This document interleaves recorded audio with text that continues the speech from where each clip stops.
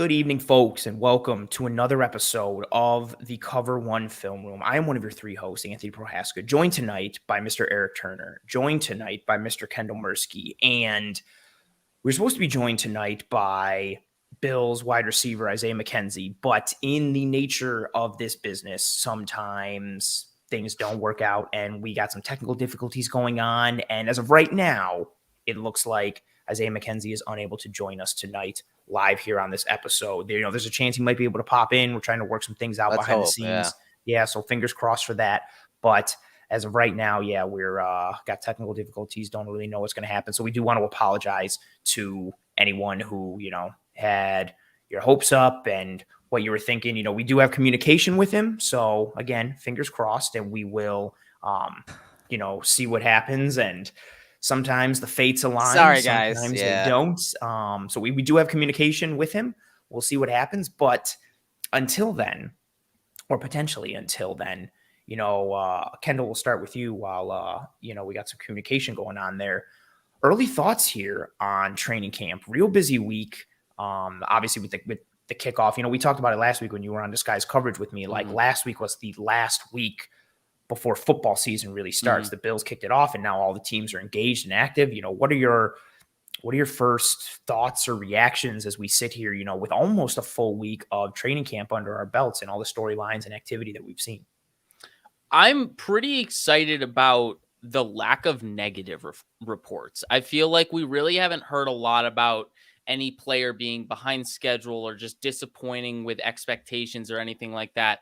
Sure, there are some things where, like rookies or Kaiir, Elam, like guys that are necessarily not game ready, but there's plenty of time to get there. There's nothing that's totally eye-opening being like, oh, this is scary. This guy is totally behind schedule. Like if AJ Epinesa just looked like absolute crap, like there's nothing like that. There's nothing like that. So that's very encouraging. It seems like everyone's being super, super competitive and they're all fighting for their jobs.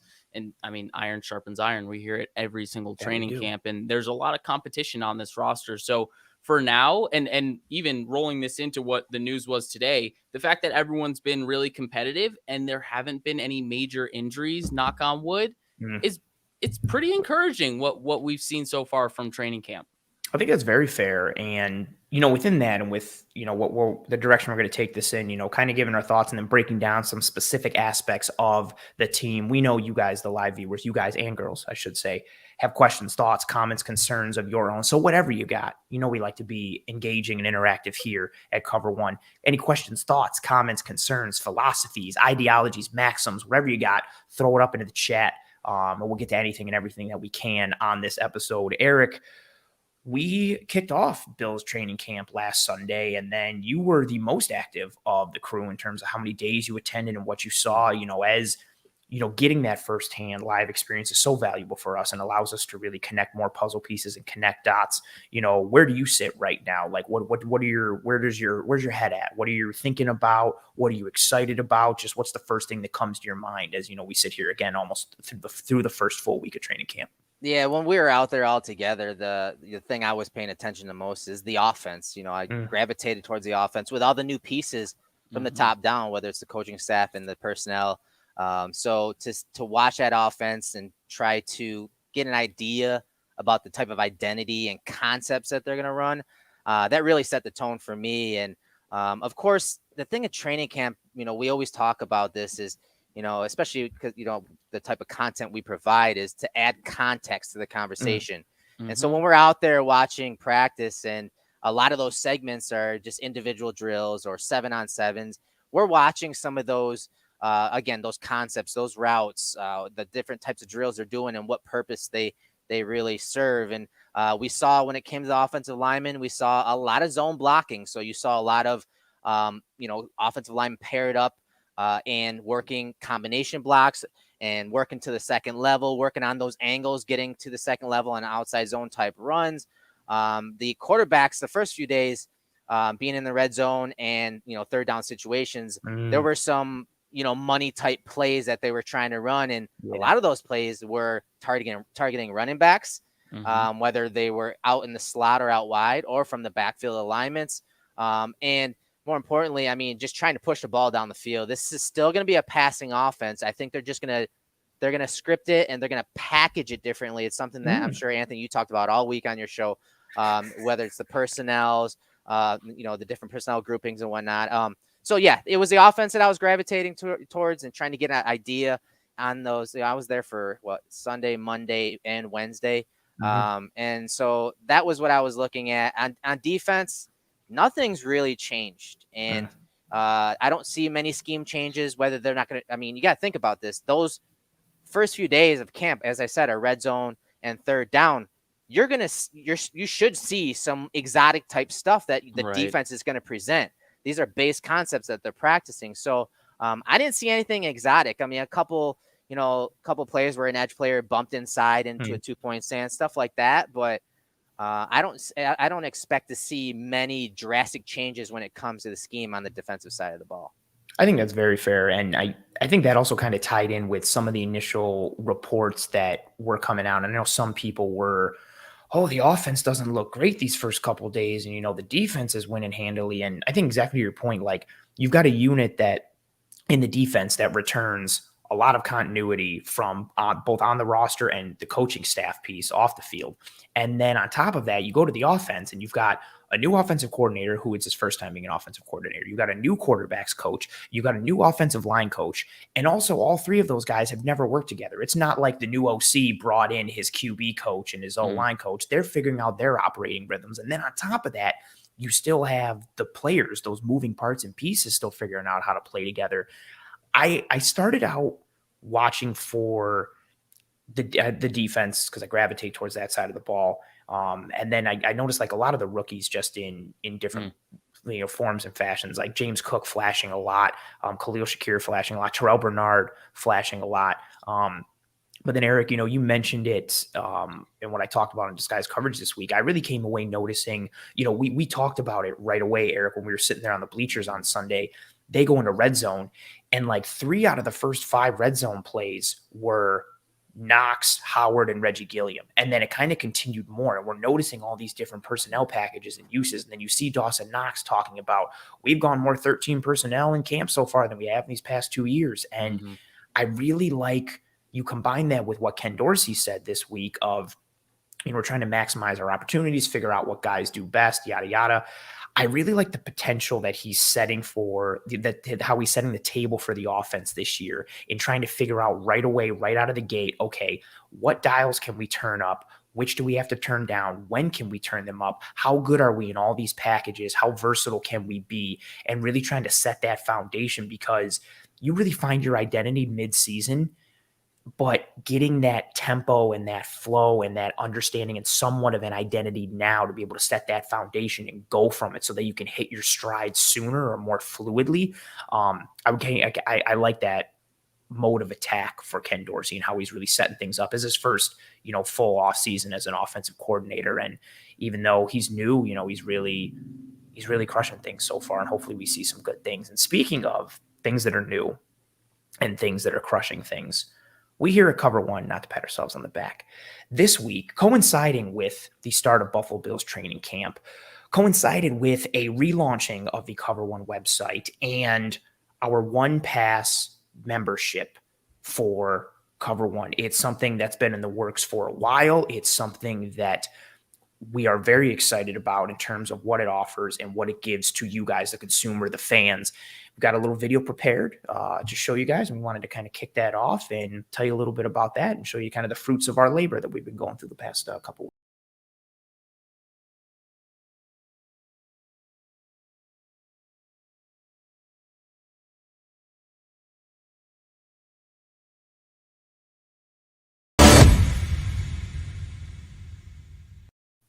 As you guys saw a lot in that, that short video in that clip there, the benefits and everything that we've got going on with One Pass, so much from the membership to the premium Slack channel where we have some of the best Bills conversations and things going on there, to the Cover One glossary where myself and Erik and Kendall will be breaking down football techniques and plays and schemes and, breaking down things like gap versus zone runs, breaking down what a hug rush is, breaking down what a crack replace is, and putting all that together in an educational place for you guys to learn and understand. And as you see with the graphic there, exclusive membership content, scouting reports, analytics, analysis, special things on the salary cap. Erik, there's really something for everyone, all with that notion and goal of, what Cover One was founded upon, which is the education of fans so that way they can appreciate the game more. We already know the Cover One community and football fans in general love football. And so that goal of trying to educate people so they can love this game even more, it really comes together with what we're trying to do with One Pass here. Yeah, this One Pass sub is for people that, again, want to talk football all the time. As Anthony mentioned, we have the Slack channel that is going all day, every day when it comes to Bills content and conversations. But there are also other channels that, guys partake in, whether it's, TV shows, analytics, gambling, like fantasy there are other football. channels, fantasy football. We've built a really nice community thanks to a lot of our supporters over the years. And One Pass, it's going to really open up things for a lot of the site when it comes to the writing too. This helps drive the writing and helping us cultivate, writers and helping them, kind of extend their writing abilities. And obviously, when we bring the type of content we do, it's always in depth and it's always, based in stats, based in film. All of those memberships are paid for by you guys. So that we do appreciate. And there's just some cool things we have on the horizon. You mentioned the salary cap 101 with Greg. You talked about the glossary and the different things. When you sign up, you can get that.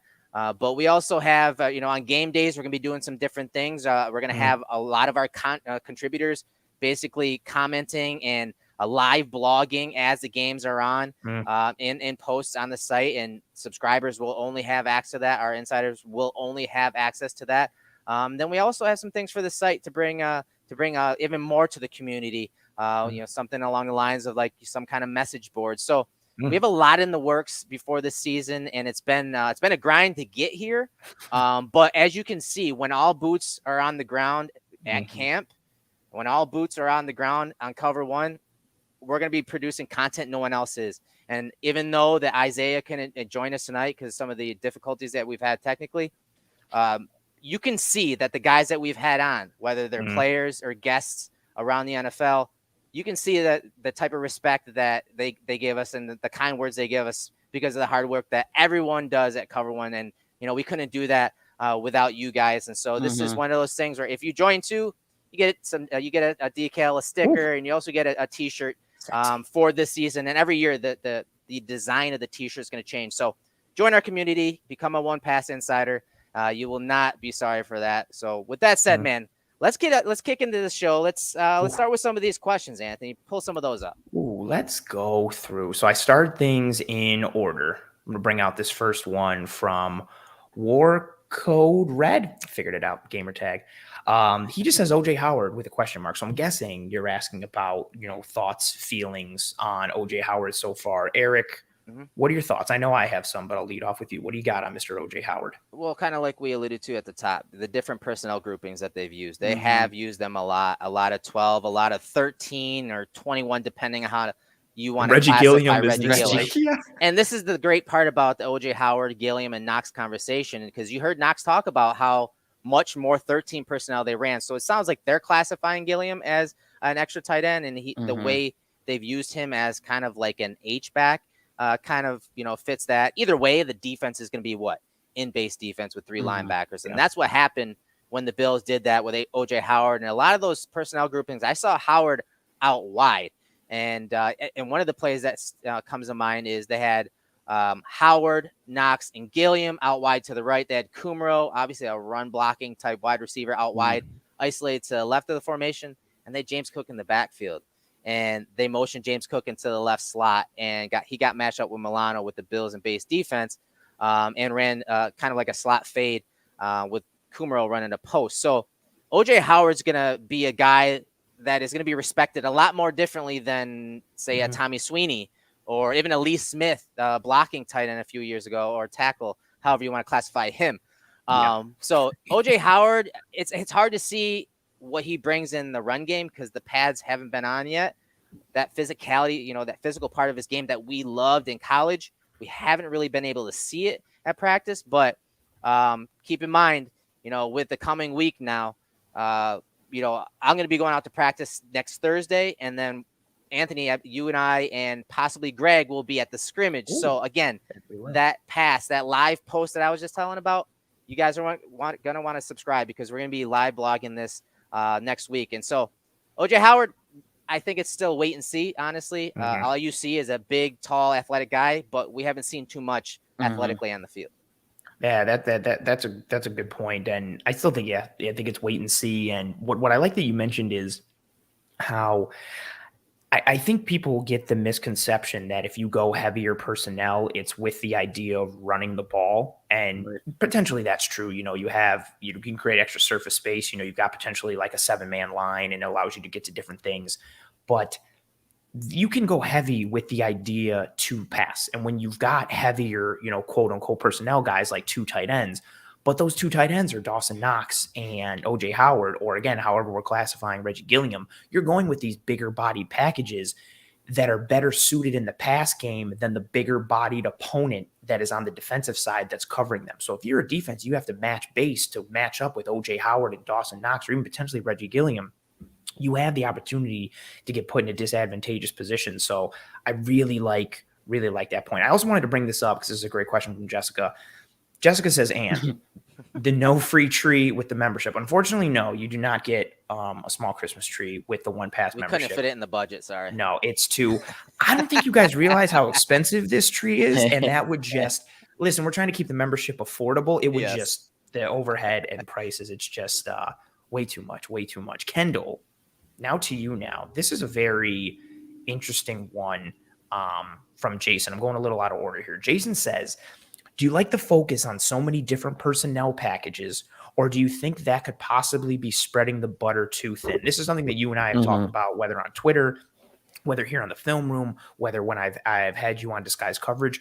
You've talked a lot about the multiplicity of this Bills offense and the ability for them to dictate to the defense with that multiplicity. So what do you think about Jason's question here? Do you like that focus on the personnel packages, or do you think that could possibly be spreading the butter too thin?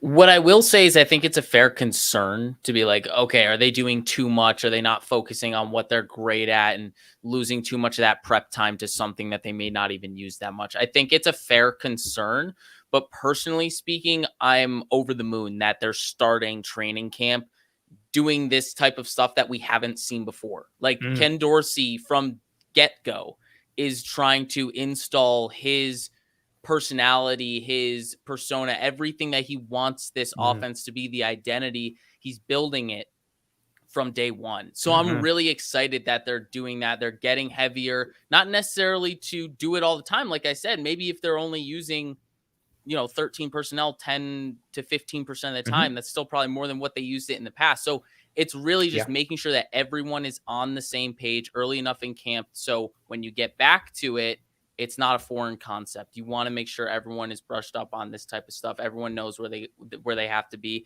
And you get an earlier look at guys like OJ Howard. You get an earlier evaluation of those guys, even Reggie Gilliam. So I think it's super beneficial. And speaking to that personnel package before, it's so exciting to me that you get that personnel package, but then you just sneak James Cook in there and it just throws the whole thing amok. Because it completely counterintuitive to the other personnel that's in the huddle. You see that heavy package and you think, okay, Zach Moss is probably going to be the running back, but you make James Cook the running back in that personnel package. It opens up all sorts of possibilities for the offense and all sorts of issues for the defense. Yes, very well said. You have those chess pieces and it causes problems for defenses. And what you said also, I don't want to keep beating that same drum, but again, it ties into what I mentioned earlier. Like what we're seeing, don't get too, worried about different personnel packages and being like, okay, like the Bills have gone so heavy with 13 these first couple days, is there going to be a ton of 13 in the season, or is there going to be a ton of 2 running back sets? What's going on here? To Kendall, exactly to your point, like Ken Dorsey is poking and prodding and figuring out what baselines they have for all these packages. So that way, if it's week 6 and they have to go with more 13, he can go back and be like, well, that didn't really work out. Maybe we shouldn't even bother including that in this week's game plan. Like, he's poking and prodding and trying to set those baselines and everything that he can do. And also within baselines, we've got roster spots, who makes what, who does what. These two questions are related, Erik. I'm going to kick it to you. So the first question is, what cornerbacks make the 53-man roster right now? And then tied up, we got to stop. We got to stop. Ooh, first of all, thank you very much for the donation, Shui Baka. We appreciate one, we appreciate you being here. Two, we appreciate the donation. And yeah, Erik, as you sit back and contemplate this answer, this is a good question. Who do you guys see as your dark horse to make the 53-man squad? Great insights, guys. I'll go first, and I'm going to say Josh Allen. I think he's got poise in the pocket, good arm, mobility, and I think he has a shot to be the starter, but he's my dark horse. But in all seriousness, this is really a good one. Yeah, I'll say a guy that's just been flashing in every practice, and he's flashing at a different position than we thought he was going to play. Nick McLeod. He's been, playing a lot of that safety role, but having that versatility is always a plus with this regime. How the numbers break down, I don't know. I think that he is a guy that is probably on the verge of not being a dark horse, but when you talk about his ball skills and what we've seen at camp, his physicality too. One of the interceptions when we were there, I think it was day 2, was a pass interference call, but I still like that physicality. I still like how he attacks the ball, his ball skills. When the ball's in the air, he's going to go make a play on it. So I think he's a guy that is real. His stock is definitely really high right now and continuing to trend upward. Very nice. Kendall, do you got one? I have mine if you're not ready yet. Yeah, Nick McLeod, he was someone I was riding the train for Nick McLeod last year, and I loved how he played in the preseason last year, and obviously he floated around from Cincinnati and found his way back home here. So I like that one, but if I had to pick a different name, and I don't know how dark horse-ish this is because he was on the roster last year, but Eli Anku, I think he has a real chance to make this team. Yeah, he had a really solid, I don't want to say replacement role, but I mean, he really stepped up when he had to. And I think that's very valuable. And obviously knowing the system, knowing your responsibilities, knowing what's asked of you is always going to help you get a leg up on the competition. So that's always helpful. I really liked his game. And I mean, it never hurts to get more beef on the interior of the defensive line. Very true. Well said. My initial thought was Nick McLeod, but I'm going to differ from that. I'm going to stay on the offensive side. I'm going to go with Tavon Austin. I think with Crowder, mainly because of, it's unfortunate, and granted it's early, we don't know how serious it is, but with Crowder missing all these days, McKenzie coming out in camp and already starting with the ones, plus Crowder being out gives him more of a stranglehold. It also gives Khalil Shakir more reps and opportunity at receiver, and he's looked very, very good to start camp. One of the best performers this week in camp. And then, okay, who's that potential end of the depth chart wide receiver / return man? And I'm playing the chess game here of usually whoever, we talk about it so much, whoever the primary returner isn't really involved in the offense. Yeah. So if McKenzie and Shakir are involved more in the offense, I don't see either of them being the primary returner, which means it comes down to Marquez Stevenson or Tavon Austin. Stevenson has been shaky still. Austin, maybe he's back to being healthy and we see a little more of that high school West Virginia Tavon Austin and his body's rejuvenated. That's my dark horse based on, again, just a lot of what's going on with that position grouping. It's heavily tied to what happens with Crowder. But, I mean, also, too, he could make it outright just as a return man. Who knows? That's a very good question. Ooh, got us thinking. I like it. I like it a lot. Another one to get us thinking. So, again, the one I was going to bring up before, these two go hand in hand a bit. Erik, I'll kick it to you first. So the first question is, what corners make the 53-man roster right now? And then tied within that is Pops Mafia coming through and taking this question here saying, Cam Lewis has looked good at camp. Talk about his role this year. He has. As far as what cornerbacks make the roster, the pads aren't even on yet. Let's pump the brakes. It's only been 1 week, and we've only been there for a few of the days. But I will say, when we were there, Cam Lewis is making his name known. He had the energy that day too. He had a couple pass breakups, and he was getting the crowd into it. I like his energy. He's always been a solid tackler for his size. The issue with him is he's kind of limited in his role. He is kind of, a slot only type guy. Has he played outside? Yes. Has he come down and made some nice tackles? Yes. But I do not want him lined up out wide on a consistent basis, especially if the Bills are going to tweak their scheme a little bit when it comes to man versus zone coverage. I just don't want him manning up all that often against guys. I love his role as a slot corner, and he has stood out. All those reports are spot on. I think that fits. Maybe this isn't a lot of stuff that happens with him. Like I feel like doesn't track or trend with me, because I feel like there's no other slot corner option other than Taron Johnson, really, who's had like meaningful snaps there and performed well. Like Cam Lewis is the second string slot corner who was first man up when Taron Johnson has missed time. Like, and again, Erik, to your point, like he's looked good in camp so far. I expect him, if we're tying back to that initial question, even though, the pads haven't popped, I expect Cam Lewis to make this roster. I expect him to be the number 2 slot corner. Very comfortable there. Again, I don't know if he has – everybody's got those limitations to a point, and, I don't see him ever really kicking out to the outside. But I think he's firmly entrenched as the second string slot corner, which is very valuable on this team given how much they play nickel. And now – question that's very interesting. Kendall, I'll start with you because this is your favorite Buffalo Bill. So Stalk the Ground 23 says, I haven't seen or heard Zack Moss's name anywhere so far. General thoughts about his role this season. I think this is one all three of us will touch on, because there is kind of an interesting storyline, because wait, I won't even set the table. Kendall, give us your thoughts about, the prince that was promised for you. Well, I'll give my spiel that I've been giving like all off season. So if anyone hasn't heard it, you'll hear it for the first time. If you've heard it, you're hearing it for the 5th time. So my thing with Zack Moss this offseason is I actually think getting James Cook was very valuable for him, because I think it's going to allow Zack Moss to live in his niche where he is optimized. He is going to just mess people up on the defense now. No, I think it allows him to live in his niche as a power back, someone short yardage back, someone to bleed out the clock in the fourth quarter. That kind of role for him has now been solidified when you take a guy like James Cook, and he has a clear niche where he still has room to grow as a runner, sure, but it's not like he's a bad runner. I think they all, Singletary, Cook, Moss, they all have clear defined roles. One might be more important than the other, but I think they all find significance in this offense. So I think he's not necessarily going to be a third fiddle in this offense. He's just going to be a third option out of 3 options, not necessarily in that order. He's just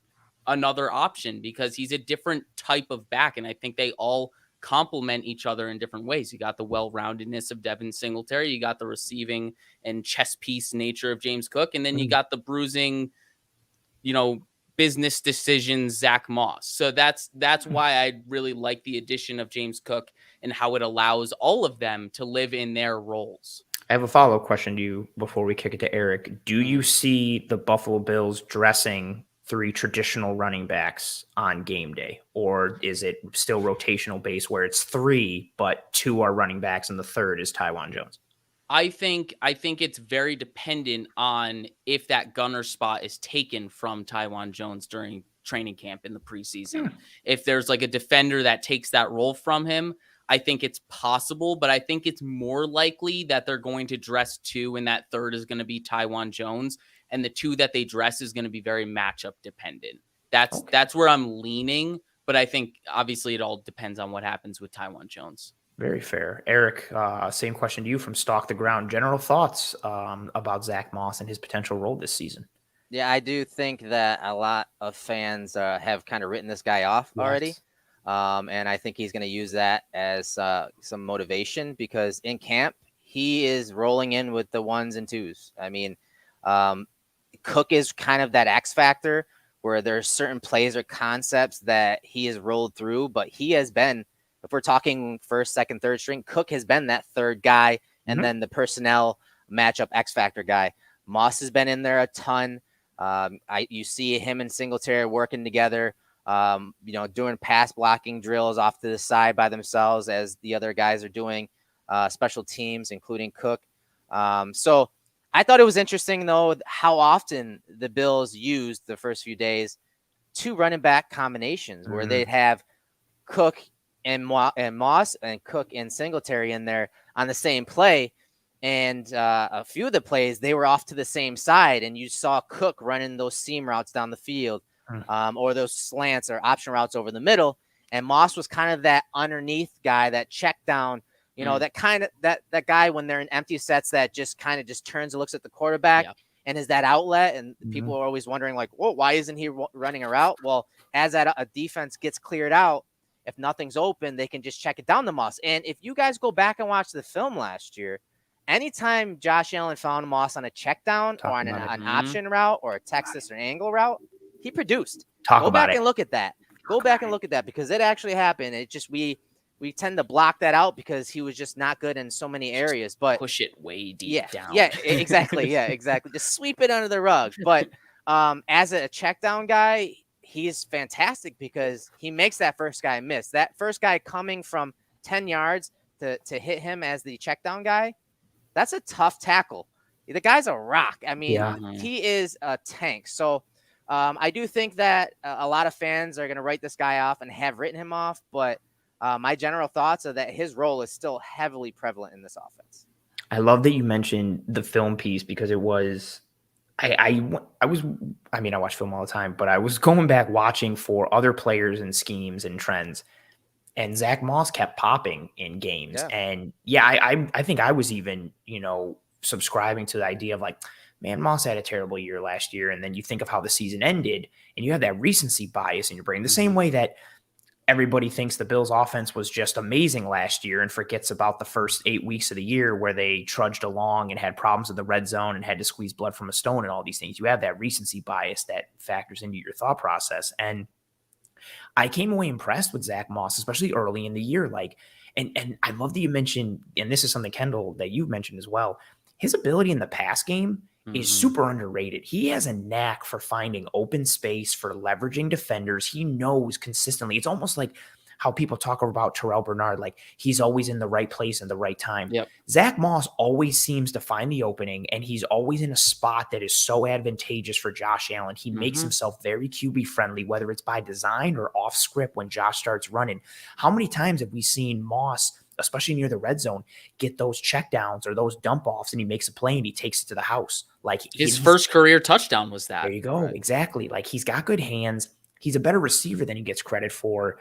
And I thought he had a better year last year overall that he's being given credit for. And then you add it in with what Brandon Beane said around, the draft time, where he didn't really come off that ankle surgery great, and he really couldn't cut off that injured ankle. So it almost eliminated one side of his body. Now he comes back healthier. I think you add in the motivation piece, and yeah, exactly like Erik, like you mentioned with training camp, when we started out right on day one, Singletary was getting all the reps with the ones. Moss was getting all the reps with the twos. Cook got the threes, and then you'd see Cook sprinkled in as that sub package back. And then as the week progressed, Moss got some more reps with those ones, and they started to mix a little bit with Singletary. Cook kept being that sub package guy, which again, sometimes there's gamesmanship to what Brandon Beane and Sean McDermott say, and sometimes there's truth. And we saw Brandon Beane talk about James Cook when he was drafted and said, like he's got some upside and potential as a runner, but right now we see him in that sub-package role. And if he's in that sub-package role, that means your two primary runners are Devin Singletary and Zach Moss. We know they like Moss. He's coming off a year where, again, maybe he wasn't 100% healthy and it wasn't really talked about. Much like, the season finishes and everybody finds out Cole Beasley was playing with like broken ribs for like 9 weeks in a row. And so you start to connect some dots and you add some things up.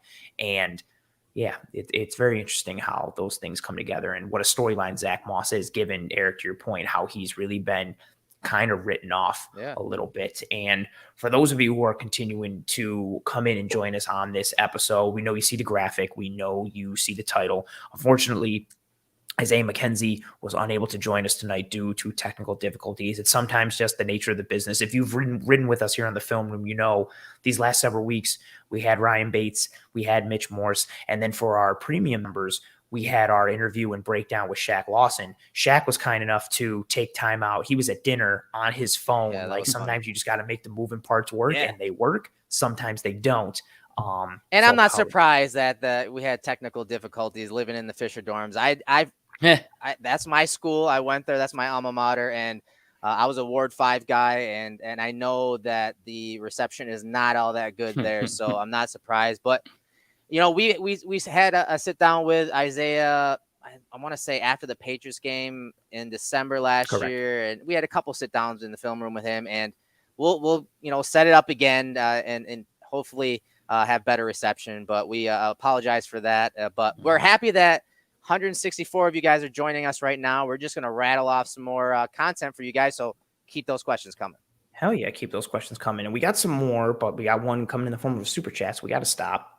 Jessica, thank you. You're a tremendous supporter of Cover One, Jessica. We appreciate the hell out of you. Thank you very much for being here. Thank you for the donation. I kind of like this question related to the gamesmanship piece here. She asks, will the Bills hide 2 or 3 players on the IR? Kendall, you chuckled already right off the bat. Take this, Kendall, please. I thought it was funny because because you were like, oh, the gamesmanship of it. Because that's exactly what it is. You're always hiding someone. I'm gonna lowball it. I think it's 2. I don't think. I feel like in the past it's never really been more than 3 anyways, so I think it's safer to say 2. I don't know. There's no one that's even jumping off the page right now to be a clear and obvious IR person. I guess maybe Crowder, but like even then, are you gonna IR Crowder? I don't know. Either way, it's all very gray at this point because it's so early in training camp and there haven't been real major injuries. Once again, knock on wood. But yeah, I think 2 is probably a good ballpark. I think with them, practice squads increased this season from 14 to 16, so it potentially reduces your odds of having to hide someone on the IR. But what also works in the favor potentially is players who go on IR are eligible to return after 4 games now, which potentially works in the favor of that gamesmanship. I think this is really hard of a thing to predict. I'm going to say 1 at most. Again, unless something happens to, maybe we're seeing what happens with Jamison Crowder and he's got something a little more long-term. I think he's in that category there. That's a lot of variability. I will say I think the Bills will find some ways to be creative with their roster as they always are. Yeah, exactly. Always. So yes, I think that'll happen. I don't think it'll be 2 or 3, maybe 1. I'll stay at 1. Oh, yeah, I'll go. That would, man. Jessica asked me a question. That's a curveball. That was a tough one. That was a curveball. She asked me a question Wednesday on Disguised Coverage about how many players we'd potentially lose that we get picked up by other teams on waivers. And I was like, whoa, like I was not prepared for that question. Like that was a really good one. She has some good ones. Let's go back to a lot of the questions. I mean, this was supposed to be the guest of honor. I'm going to bring up this question. Jason Taylor says, does anyone really believe McKenzie can beat out a healthy Crowder for the starting slot receiver? 1, so Erik, will start with you, but 2, I want to see everybody's answers in the chat here because I know Bills Mafia this offseason, at least from my Twitter experience, I feel like it's very divided. There's a lot of people who think Isaiah McKenzie is going to be the truth. There's a lot of people who think Jamison Crowder is going to be the truth. And as always, with how it is on Twitter, there's not a lot of meeting in the middle. So I want to see everybody's answers in the chat, please, and thank you. Erik, we'll start it off with you here. You know, if all things are equal, we're looking at McKenzie and Crowder. Do we really believe Isaiah McKenzie can beat out a healthy Crowder for the starting slot receiver? I mean, right from the jump, though, it says a healthy Crowder, right? Yes. That's the problem. Yeah, that's correct. The problem with him. And my eyes watching McKenzie at camp, he has been as good as advertised. And I will say, because again, I've studied him since he's come onto the team. He's developed really well. And 2 things stood out at camp is obviously his speed just always flashed. But it was always the straight line speed, right, guys? There wasn't too much change of direction. Mm-hmm. Well, first of all, from the slot, a lot of his release packages, he's varying them up. He's added to his release package. He's added some hezzy releases. He's slow playing it like Cole Beasley did. He's added that. So, and that makes things so much more difficult. We did a film room a few months ago about Khalil Shakir talking about the illusion of speed. Mm-hmm. It's fantastic to have speed, but you have to vary that speed to really maximize it. And I think McKenzie has worked on that this offseason. So his release packages and variance and pace to his routes are 100% better than when he came to the Bills. He's a lot better in that department. And when I start to think about the scheme and how defenses are going to start to defend the Bills, if defenses want to go to those 2 high shells, which we've talked about all summer, you got to expose the underneath defenders. Yes. Those 3 defenders underneath, those 2 to 3 guys underneath, whether they're linebackers and a nickel or whatnot, whatever combination, there's a lot of green to cover and there's a lot of weapons on the Bills, and they're going to space him out. You know, as good as Cole Beasley was over the years, and in last year, you know, a slight step back, but still very effective. One thing that he didn't really do well, he didn't have the speed after the catch. And McKenzie did last year. Yak per attempt was 4.7. So if they can get those option routes like Cole Beasley used to run to McKenzie in advantageous positions and placement, guys, he can do something after the catch. Then there's a little more business to be made and a little more yardage to be made underneath versus those two high looks. So does he have a shot versus a healthy Crowder?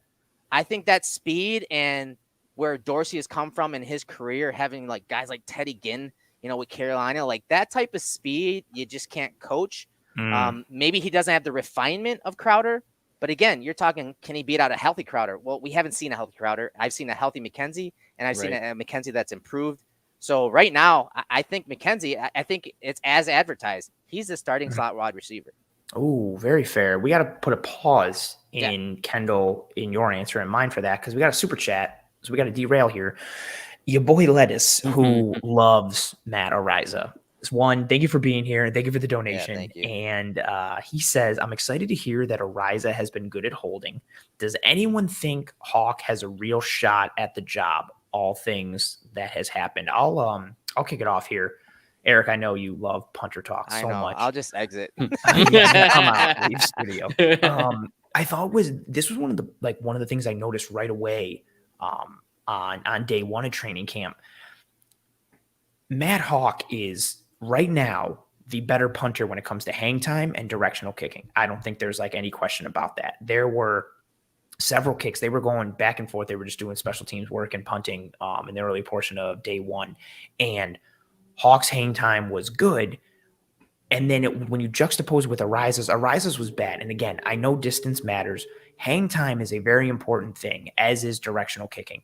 And from the hang time piece, if you just boom it, you outkick your coverage, or you're booming it, you're getting touchbacks, you're losing that potential net yardage advantage that you want to create, you want to have. So that's one with hang time. Two, you have the directional piece where they're doing coffin corner angled kicks, and Hawk is pinning them. Ariza struggled to his left, was better on his right. So you see all those things. And then you just see Ariza, after struggling a little bit, comes out and he booms like 5 60-yard punts in a row. 2 of them are over 70 yards. One is almost 80. Like, you just see the cannon that he has for a leg. And then I think everything that throws it all into the blender a little bit is, if you're taking a punter in the draft, especially I don't care where it is. Like, if you're taking a punter in even if it's 5th, 6th round, I think that means you are going to end up using that guy, and that's the guy that's going to end up winning the job. So I think off of that, combined with the improvement we've seen in Ariza a little bit, combined with that he's been good at holding, which is a very important thing. Erik, we know this after sitting down with Jay Feely. I think Hawk has a shot if he continues to be good, and Ariza has to be awful. He has to show no improvement, and he has to be a liability. But I think Ariza's floor is high enough that he ends up getting that spot. Kendall, what are your thoughts on it? No, you nailed it. That last point on the draft pick investment is really what I was going to hammer home. It just wouldn't make sense. He would really have to be god awful. That floor would have to be like those moments where you wish Corey Bojorquez was cut. Like, it would have to be that bad and consistently that bad for you to just flush away your draft pick. You already took a chance by drafting him in the first place. Take a chance on developing him that he'll be better than what Hawk is now. That's really what you're hoping on. You're hoping and banking on that development, which is all very credible and possible. So do they want to do it? Are they comfortable with that floor? I think they are, based on everything that you said. It really does come down to, is Hawk going to be consistent? And is Ariza going to be god awful? Because that's the only way that he's not going to make the team, in my opinion. But to be fair, Hawk does have a real shot. It is still possible. And honestly, the first few days, right? He was kicking really well. He was punting really well, man. And there were a couple kicks where he swung the field and then pinned the returner like in the 15-yard line, 10-yard line. I was like, hold on. That was a pretty good punt by Ariza. And then I'm looking, I'm like, oh, that wasn't him. That was exactly. Yeah. I mean, Hawks he's got that potential to uncork some good kicks. The problem is he couples those really good kicks with god-awful ones. Yeah, that huge variance, and that's what you can't have. Like, if Matt Hawk was just consistently. He doesn't need to boom 50-yard kicks. Just be consistently 43 to 45 in that range, good hang time, boom, you're good to go. The problem is he'd give you a 50-yarder and then he'd give you a 14-yarder and you're just wondering where the hell you're going to go. At least with Ariza, you have that consistency of, well, he can just kick the hell out of it and we'll see what happens.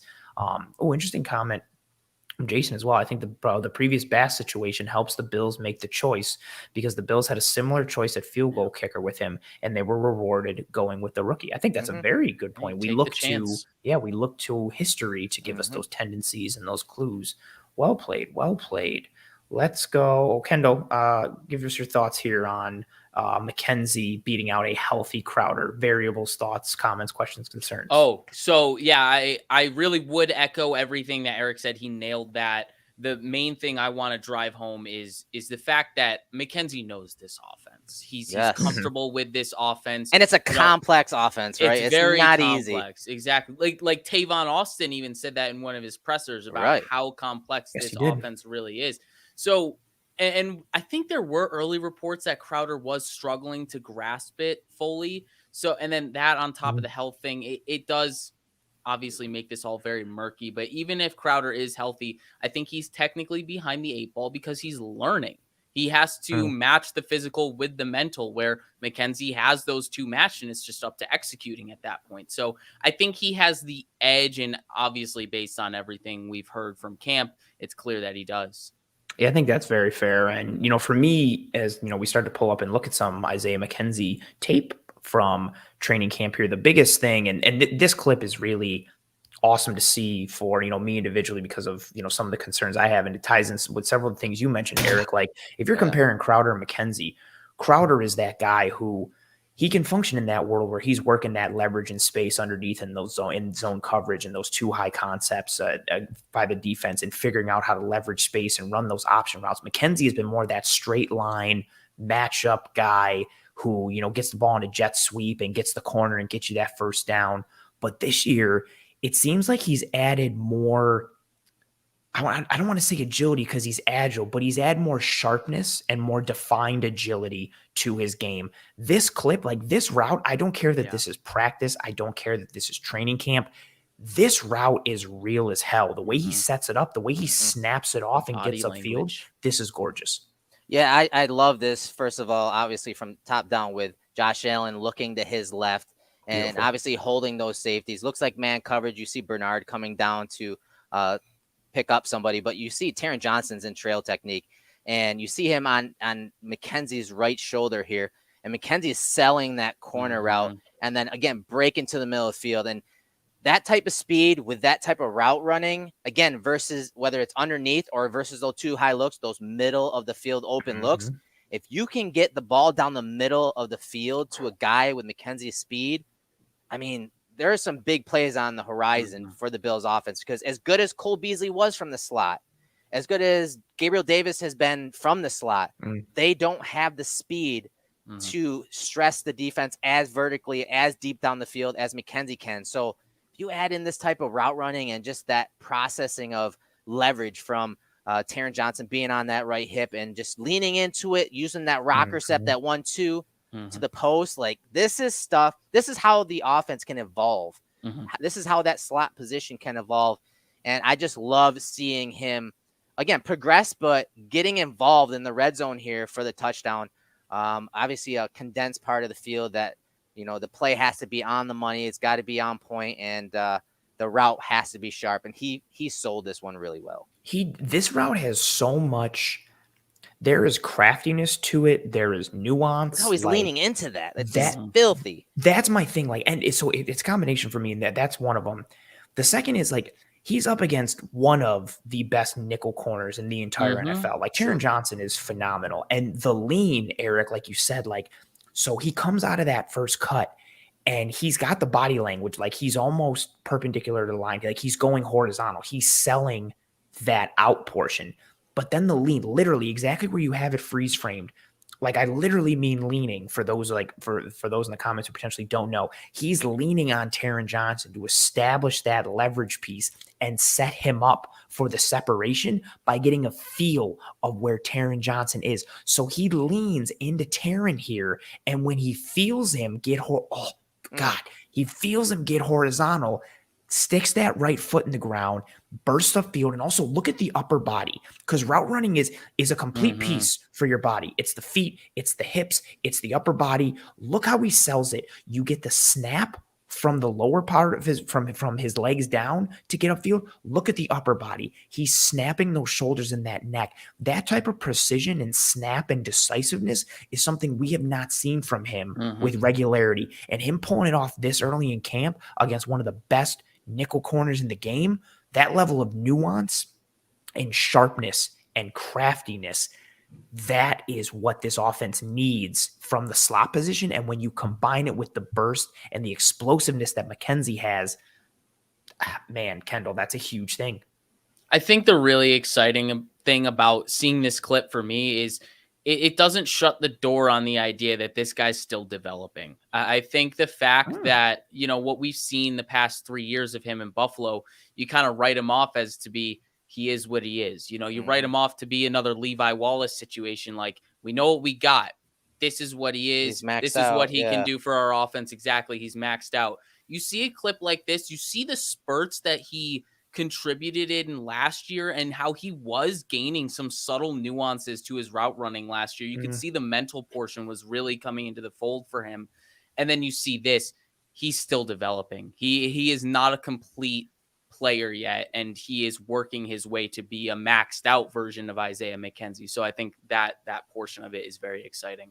And the maxed out portion of Isaiah McKenzie is such a huge thing. It's something we've talked about here offline in the film room and on Twitter as well. Like, how many people just say like, oh, it doesn't matter that Cole Beasley's gone. Like, you just put Isaiah McKenzie and you're good to go. They're different players. And I don't say that negatively for either of them. Like, that's not a knock against Beasley. That's not a knock against McKenzie. They are different. What they work against from a defensive perspective, they are used in different ways. They are not the same receiver. Part of what McKenzie hasn't done, or at least hasn't done with that consistency that Cole Beasley has a sharpness and a decisiveness to his routes. He's legitimately one of the best route runners from the slot in the NFL. The way his release packages, the way he's able to separate. McKenzie, to Erik's point, has been more of straight line speed, explosiveness, but he hasn't had that. That sharp, especially for someone who's smaller and is explosive. You don't see a lot of wiggle from him. You don't see a lot of make guys missing a phone booth type action. You Dante Hall joystick type runner. The mess up angles straight. Yes, you don't get that. You get that from Beasley, not with the ball in his hands, but in his route, his ability to shake anybody at the line or in his stem or on his break. That is what made him so valuable. If McKenzie can start to add those things, it's just tremendous, Erik, like what that means for him. And to wrap up McKenzie, I'm sure he'll come up again, but he's been a star at camp. He's been that good. So a lot of people have questions and comments about him. But I will say, obviously, Gabriel Davis has been elevated number 2. He's not a guy that is going to separate and create a lot of separation with his speed. He separates with his size, his physicality, his route at the top of his routes. He's, just pushing off just a little bit on those in-breaking routes. Diggs can do it all. But outside of those two guys, if teams man up and want to use press man against the Bills wide receivers, they got to have some speed guys that can create separation quickly. And McKenzie is that guy. So when teams, go to that press man coverage, which we've seen the Chiefs do over the years, I think McKenzie can help them in that department. And I hope that he can, keep this trend going because he's had a good camp so far. As I said, all as advertised with him. He's earned it thus far. Yeah, he's looked very good in camp. It's funny how good the slot receiver battle has been something like that a lot of us talked about coming into camp, and it's been a shame that Crowder's been out, but McKenzie and Shakir have both looked phenomenal going up against each other and working within that offense time after time. And this is a really good question here from Connor. Kendall, we'll start with you here. Connor says, how concerned are you about the beginning of the season being derailed by poor play calling by Dorsey? I'm guessing he will develop over the course of the season. Is that something that creeps into the back of your mind a little bit? First time OC, first time play caller, potentially derailing things for a really good team? So I'm not going to lie, for a majority of the offseason, I really, really felt this way. Yeah. I really did. But now that training camp has started, I'm kind of backing off that take a little bit, and I feel a little bit more comfortable with how he's operating things. He just seems really confident, understanding of everyone that's in the building personnel wise, how to maximize each player, get the most out of them, what's going to work for them, what's not going to work for them, and tailor the offense to that, and also use that with the positives that he wants with his offense. He's going to mend it together in a way that I think is going to work for this offense. Of course, there's going to be struggles. There's going to be bumps in the road. But relative to my expectations this offseason, I'm much more confident than what I was. Erik, this is something that you and I talked about offline in before one of like from a film room episode in like January, February. That the episode wasn't even about this, and we were talking about it already. How do you know? I know you were concerned back then in the off season about literally this potential thing. How do you feel now? Have you changed at all, or is it still in the forefront of your mind? I mean, I think derailed is a little strong, Yes, but I that's fair. am obviously worried still because it looks great when we're watching practice and everything's scripted. And, you know, even the plays and what coverages are going to be going against, like all of that's scripted. I need to see it in live, live and as the bullets are flying, because that's when coaching actually takes place. That's when adjustments take place. So yes, on paper, all the personnel groupings, all the shifting and all that eye candy and the McKenzies of the world standing out, like it's awesome. Like they're great stories, but none of this matters until the games start. And so I don't think he's going to derail the season by, having some bumps in the road when it comes to play calling. Why? Because Josh Allen's an eraser. The guy is going to cover for him more times than not. If there's a bad play call, he can get them out of it. He knows this offense better than Ken Dorsey does. And he's going to have the keys of the car when he's up at the line of scrimmage. So I think you have the ultimate eraser in Josh Allen. And if he doesn't like the concept, or if that concept doesn't get open, well, guess what? He can make plays outside of structure. And I think that will kind of minimize and erase some of the bumps in the road that we're definitely going to see. All the players have said it. So prepare yourselves. And even the last day that I was at camp, so Wednesday, that entire practice leading up to the final red zone segment was trash. It was not good. No one's talking about it. There were plays where Josh Allen was throwing out routes to Diggs in the dirt on the boundary. Like, I thought the tempo of that practice on Wednesday was terrible. And then when it mattered, the offense came in the red zone and Josh Allen was lighting it up. So again, I think that is going to be the theme. And that's why you pay the quarterback that. And that's why they were comfortable leaning on a first-time play caller and hiring Ken Dorsey. That's very well said. I think that's a thing. I think people need to maybe not consider it more, but keep that in the forefront of your brains. Like, because much to what both of you guys said, I am concerned. I think derailed is too strong, but I do have concerns. Like, I mean, just from the fact of he's never been in the booth, and now he's got to be in the booth, and then he's got to call plays, and so you have to. That in-game adjustment piece is so important for coaches, because no matter how good of a game planner you are, unless you're Frank Reich for the Colts last year against the Bills. No matter how good of a game planner you are, so is gorgeous. No matter how good of a game planner you are, nothing ever goes to script. You have to adjust. What you thought was going to work before the game started, by the middle of the first, you might be like, nah, let's cross out this whole side of my sheet. I got to go to this other thing. Like, that happens a lot. So those in-game adjustments, we just don't know. You can hope or believe or have faith, but there's no floor. There's no set level of expectation that you have for Ken Dorsey, because this is all new, uncharted territory for him. So I think it's fair to have concern, but you can win with scheme and you can win with talent. And Erik, I think exactly to your point, the good news is you've got one of the best, if not the best quarterback in the league. That's fantastic. Well played, Ronald. Ronald says it could be worse. We could have Patricia and Judge calling plays. That is very fair. What's good is when so much of football, and I feel like we lose sight of it, and like how X's and O's and schemey we get, like, just have good players. Yeah. And the Bills got one of, if not the best quarterback. They've got one of the best wide receivers. They've got a really good athletic tight end. They've got another really good, number 2 receiver potentially. Just go let your good players be good players and do good things. And you don't have to maybe coach as hard sometimes. And I think Dorsey knows that, and the familiarity piece combined with all the weaponry, I think that's something that that's a good piece and a good action. That was a really good question. This next one is another good question as well. Pops Mafia says, Erik, we'll start with you because Kendall went first last time. Pop says, when Trey White comes back, is it White and Dane Jackson at corner and Elam off the bench, or is it maybe potentially something else? What are your thoughts there? If Trey comes back and he's healthy, how does that corner rotation shake out? I'll say Jackson has looked good, and but you just got to keep Elam in there. You got to let him go through that. He's got the mindset, he's gonna. And there were times at practice where he was getting roasted by Diggs, and rightfully so. The issue I saw with him was, yes, he's gonna lose some man-to-man coverage stuff with Diggs. He's getting a little grabby. In one of the segments on Wednesday, it was one-on-one segment, and he was all over Diggs, like pulling him and just grabbing his jersey and tight coverage, but pretty obvious holding and pulling and tugging on the jersey. Once they got to the team segment, they put the MMA gloves on him and were like, okay, you need to start focusing on your feet because your hands will follow your feet. And so I do think he's going to have those ups and downs, but they need him at the end of the year, and the reps early in the year, I think, are going to be that important. So even when he does come back, Trey White, whenever he does come back, I think you keep Elam in there because of what you can do with him.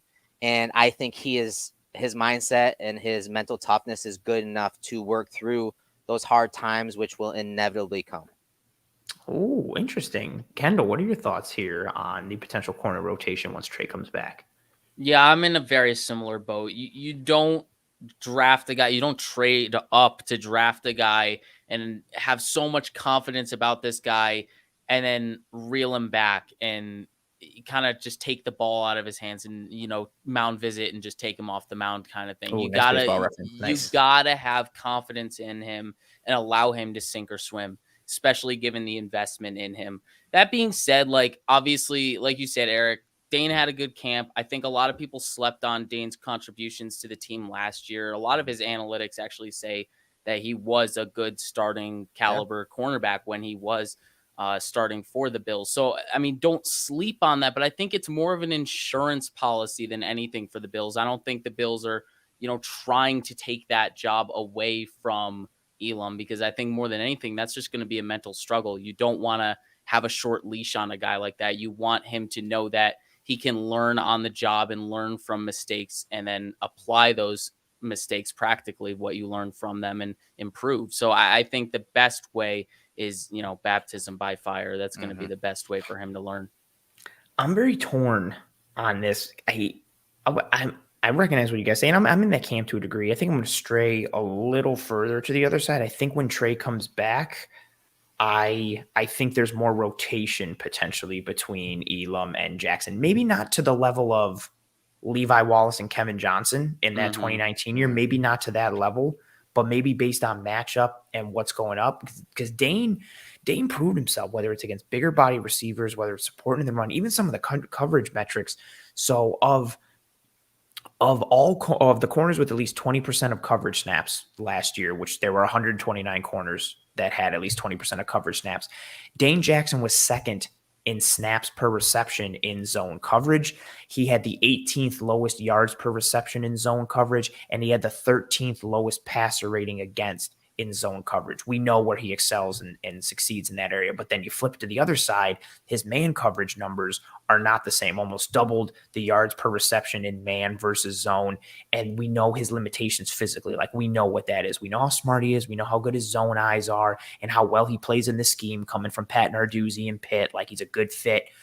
I think he's proved himself useful to the point that he can be put in based on matchup, whether it's team or receiver piece, and get rotated in with Elam a little bit. And I think you also combine that with what we've heard from Frazier and McDermott. We know how much they like Dane Jackson so much. Like, they really enjoy his game and the type of person that he is. I don't think it's a pure, whoever it is, if it's Trey is going to be Trey. If it's Trey and Dane or Trey and Elam, I don't think it's exclusively that pairing. I think you see rotation at that spot. And, again, not to the level of Kevin Johnson and Levi, but I think you will see more rotation potentially. At least that's what I would go with. Unless Elam, what the answer I want to give is Elam turns a corner and his technique starts to hit, and we combine that technique with the frame and the athleticism that he has, and we get the scheme versatility corner that we've been asking for years.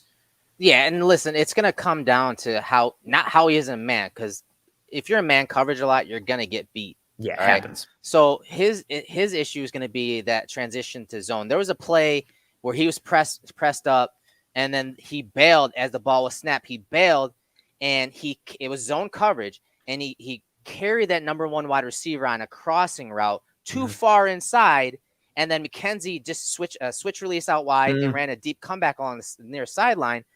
And the issue with Elam on this play was he just turned the wrong way. He carried that too far inside. He didn't, bail back, get his eyes on that number two, and he got turned around. So it's going to be that transition from showing press man, because he's going to be up near the line of scrimmage a lot like they do with Trey White, and then bailing into zone and having his eyes in the right place and using the proper leverage and spacing. That's where the issue is going to arise. Again, man coverage, he's got the skills to do that. I mean, he's playing against Diggs, too. We got to keep that in mind. And he's been doing that day in and day out. So, yeah, he's going to get beat, and everyone's watching that as a first-round pick against one of the top wide receivers in the league. So I think, again, it's going to be the zone portion. It's not going to be because he's getting beaten, man, because that's what they want. They want him to play man coverage, and he's good at that, and they want him to be physical. But, that balance is really where it's going to be at with him. Especially in a defense like – this is something we talked about so much on this show, but – especially in a defense like the Bills defense that is so heavy into pattern matching. You have to be on point with your read, and your peers have to know where you're going to be. They need to know, okay, number two went out. Okay, cool. Kaiir's going to pick him up. And exactly in that situation, Erik, if they're expecting, okay, cool, number two went out, Kaiir's going to drop off and take him, but Kaiir carried number one too far up the field, that's a vulnerability. And in a defense that is – simple, like we like to talk about with the Bills, because it's not too exotic. The reason it works and why they're so good for being such a simple defense is because everyone is so structurally and schematically sound. And you can only be like that if you're in the right spot and your teammates know you're going to be in the right spot.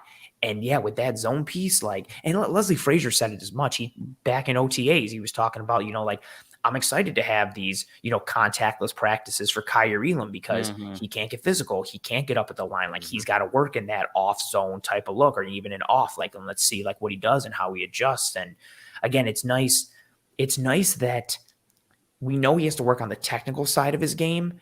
And the fact that he's being stressed by one of the best technical receivers in the NFL with Stephon Diggs, it goes back to Kendall's iron sharpens iron earlier in the game. I think that's a very solid one and a very, very nice piece.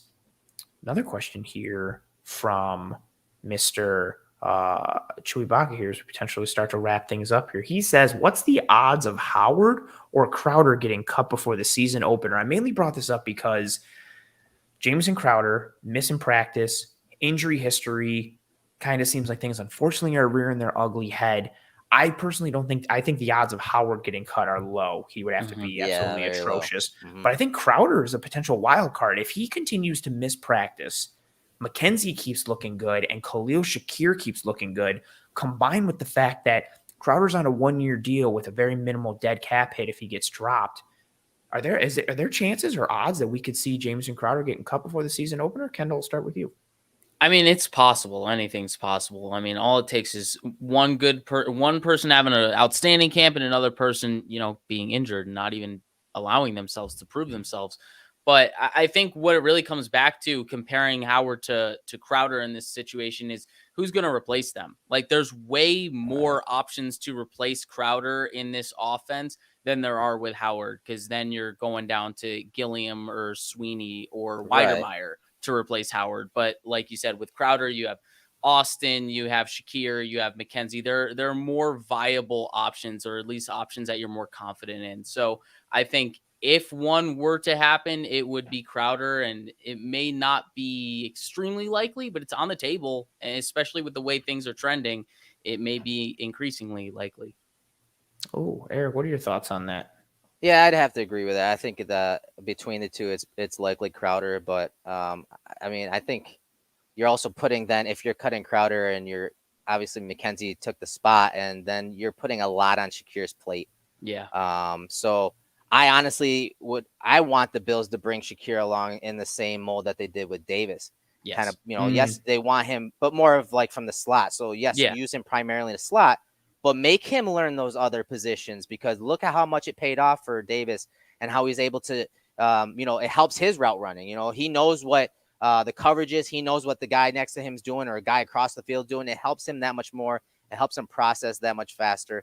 I want them to bring Shakir along the same way they did Davis. Get him some vets around him. Make him learn all of the positions, X, Z, and W in the slot. Like, make him learn it all and ease him into it. Now, if injuries continue to creep up with Crowder, as they always have, it's hard, man. It's hard to say that there isn't a chance that he could get cut. But I'm gonna go with, I think he makes the roster, and if not because of the injuries or whatnot, but because that experience, he's got that experience, and even McKenzie doesn't have all that much game experience. Crowder does. So there is that value that the team wants in each of those rooms. And I think Crowder does, provide that.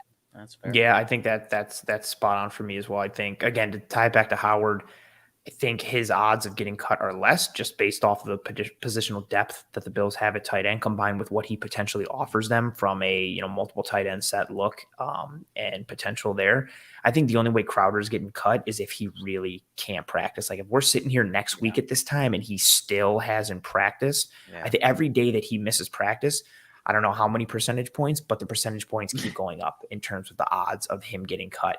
But yeah, he offers something that, again, even with seeing the positive things we've seen from Isaiah McKenzie, if everyone's healthy from a slot receiver perspective, the best, or I would say the highest floor from a known quantity perspective from the slot, who can beat zone coverage and find space and leverage defenders in space, it's Jamison Crowder. McKenzie has a different skill set. We liked what we saw in that clip that we showed earlier in this episode, but McKenzie hasn't done that with regularity in the regular season. And before anybody comes in the chat is like, yeah, bro, but he wilded out against the New England Patriots. Man coverage and single high and a ton of overs. Actually, I've tweeted it a whole bunch. Feel free to add me on Twitter. You can see it there. Overs and different routes. You're not seeing that leveraging space and reading the zone coverage. Not saying he can't do it, but he hasn't been asked to. We don't have a sample size that show he can do that. Even Crowder and McKenzie, their skill sets are different. So I think Crowder is very much a need for this team, given his role and his skill set, until we see if McKenzie can do it or Shakir can do it like he did in college, but he has that known quantity piece. For me, yeah, I agree with you guys. He would have to really, it's got to be a long-term thing, or his injury is dragging out. And not only is his injury dragging out, Shakir and McKenzie have to both keep crushing it.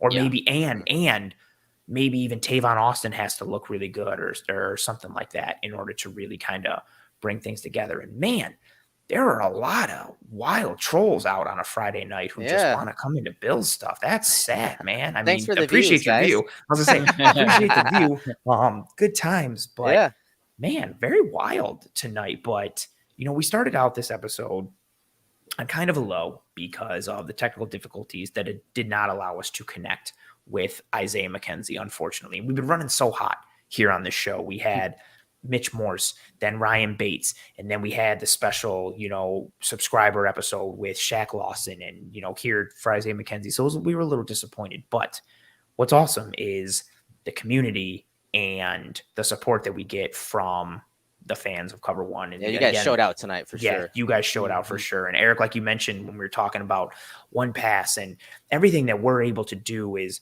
because of what you, the viewers, the listeners, the downloaders, whatever you want to go by, because of what you guys do in really allowing us to be who we are and do what we are. And tonight's a perfect example. Like, we were down a little bit because we weren't able to kind of bring the content that we wanted to. And so we just kind of winged it and saw what we would do. And yeah, you guys just brought it. Questions, thoughts, comments, engagement with one another, the questions for us, the donations that came through as well. Tonight was just it started out, down, but for us at least, but this was a super great night because of, how much support you guys gave for us and how everything was really able to come together. And yeah, Chris, we were hoping to see the face of the franchise here in this episode, but you guys really showed out and did a great job. And I think it's time for us to wrap up here. So, Erik, any parting thoughts for the people? Anything that I feel like we could probably go for another hour. I was going to say, yeah, we could have kept it going. We could keep going with more. And then I was even going to say, like, anything that you want to tell the people to be on the lookout for, but we could probably go for another hour just talking about that with everything that are going in the works. But anything you want to kind of tease or let people know that we got going on? No, I'll just, I'll admit, like, you guys crushed it tonight. We didn't have any topics aside from some of the stuff we were going to ask McKenzie, and you guys ran the show. So it was, and Jason says, well, someone has to make sure Kendall can pay for college. I was waiting for Ant to see this.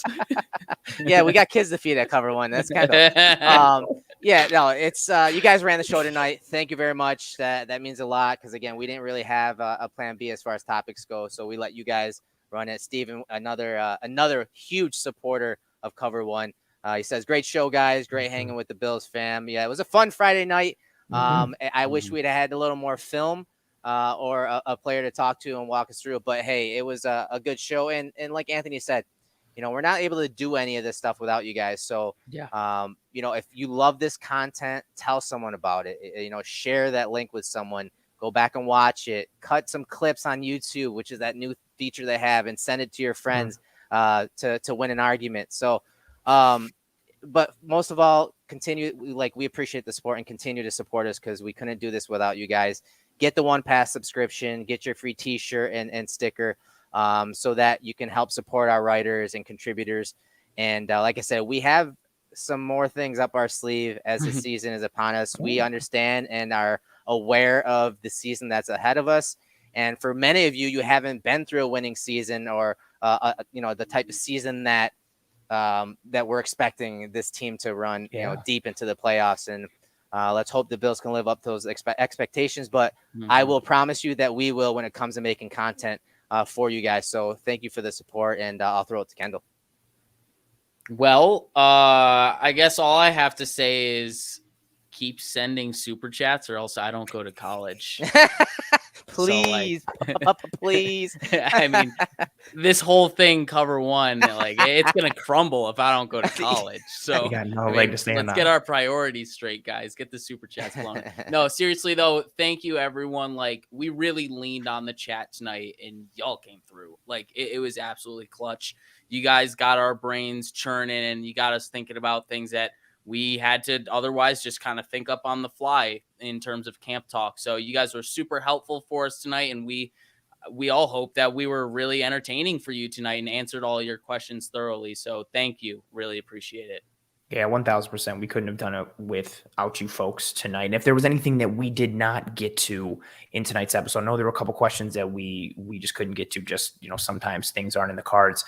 But if there was anything you want answered, question, thought, comment, concern, whatever have you, get at us on Twitter. You see my Twitter handle there at pro2_ant. You see Kendall's at Mersky Kendall. Erik's is at Erik J. Turner. Or you could always hit up the Cover One handle, which is at cover and the number one. Speaking of cover and the number one, that is also our special promo code for Underdog Fantasy. Download the Underdog Fantasy app and or sign up and play Underdog Fantasy. Use the promo code cover and the number one, all one word, capital C. When you do that, Underdog will match your initial deposit up to $100. So sign up for Underdog Fantasy. Use the promo code COVER1 and get yourself up to a free $100 to play fantasy football. My favorite aspect with it is best ball. I love to draft these teams now, set it and forget it, and just let the fates decide. It's a little less stressful way to play fantasy because you don't have to tinker with the lineups every Sunday and potentially with all those things going on. That's a stressful piece for me, but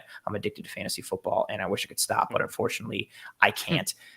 We appreciate you guys more than you possibly know. Like we already mentioned, we hope you and your family and friends and loved ones all do well, take care of each other, stay safe. For myself, for Erik Turner, for Mr. Kendall Mersky, this has been another episode of the Cover One Film where we will see you next week. Stay on the lookout for communication, and especially regarding the Cover One website from myself, Erik, maybe potentially Greg, live blogging and updating from the Bills scrimmage next Friday at the Highmark Stadium. The Ralph Wilson Rich Highmark Stadium, Rock Pile, whatever it is.